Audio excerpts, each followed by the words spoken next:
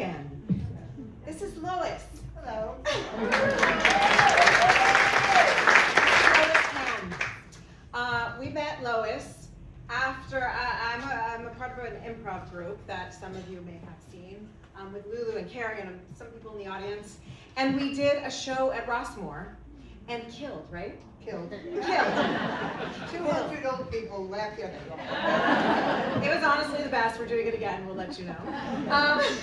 And afterwards, Lois came up on stage with her best friend Sherry, and I don't know. You cracked us up. You said something. I don't know. I said something, and then you said, "I love your glasses. I need to talk to you." Yes. We went out for lunch. Yes. And you questioned me about menopause, and I'm grateful. Okay. I'll tell you all I know. I'm old. I'm done. And this is what happened. Yes. So Lois we have 3 monologues from, we call them wise women, who are in their 70s and 80s. And they're in the show because they represent the generation that wasn't allowed to talk about anything at all. Ever. And that's why we know nothing. Gen Xers know nothing. And that's why we're doing this show, is in response to you. My children know. Your children, I yes. have 3 daughters, and now they know. Now they know, Now they right? know. So we sat with Lois at Public House, and we talked for like 2 hours, and we recorded the whole thing, and then we turned it into a monologue. And so now Lois's monologue is in our show, and it's performed by Jane Taini. If you know her, she's on the Pit right now. She's incredible. Look her up. Jane Taini does your monologue. You will. Now you will. But Lois doesn't feel as comfortable doing her monologue, so I'm going to read it. But okay? Because I do love talking, but I don't like this. But she's going to stand here with me, right? Yay! Okay. Yay!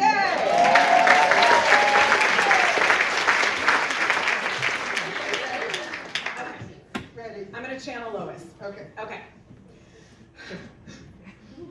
New York was really my first love. My husband was the second. We decided to get married 3 weeks after we met. We're still like, that was really fast, you know?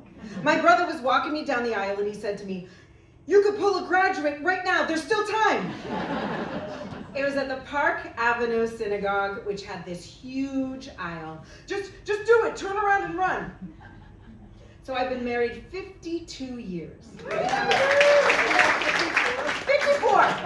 54 years. My husband is so good to me, but oh my God, I did not want to leave New York. He was a professor at Cal Poly, so what were we gonna do? What are you gonna do? I don't know.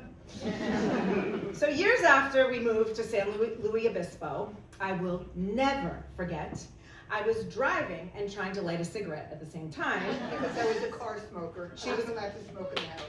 No smoking in the house. She liked smoking in the car because I didn't have to deal with anyone, so I was always going to the market or something so I could smoke.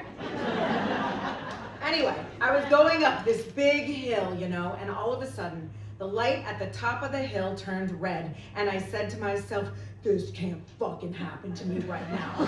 I am not in the mood for a red light. Right? I'm in the mood for my cigarette.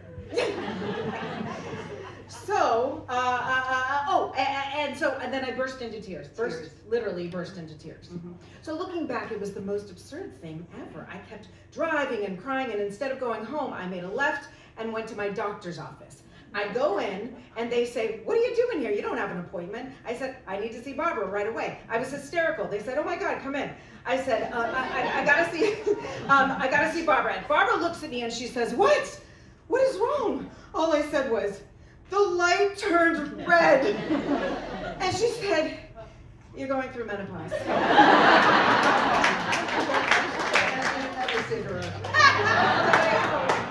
She said, "You're probably starting menopause right now."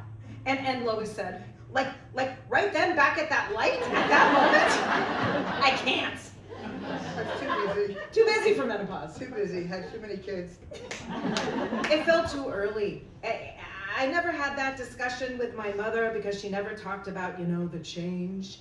God, even our periods. Remember Kotex? We had to teach ourselves how to put those pads on and that awful belt. I got my period right on my 13th birthday. My mother came home and I said, Mom, I just got my period. And she slapped me on the face. What, that didn't happen to you? Jewish mothers, right? Jewish mothers do that, I don't know why, but I Googled it and they do that.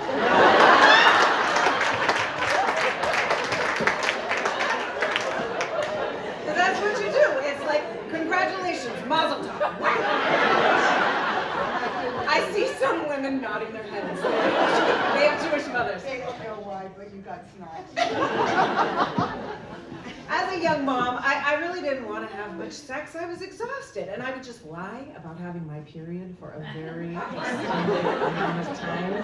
I would go into the bathroom and pretend to be ripping the paper off of a pad, and I would yell to David, who was waiting in the bed, I can't believe this period, it's never stopping.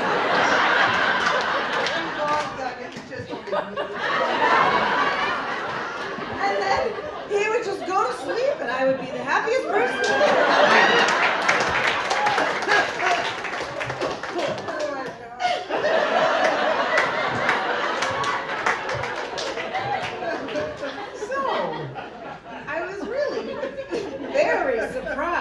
To feel this sexual freedom when I hit menopause. It was like sexual freedom all over the place. I mean, it was like any time, day or night, my husband was in pig heaven, and that's the God's honest truth. That is the God's honest truth. Lucky guy. When I was younger, we were so worried about birth control, and my husband with the whole condom thing. I mean, I'm lazy, I don't like having to prepare. Yeah, so for me and my husband, we are loving it. And I'm going, this is very cool. Yep. We are in our 80s, and I'm going, this is very freaking cool. So my advice is enjoy your freedom.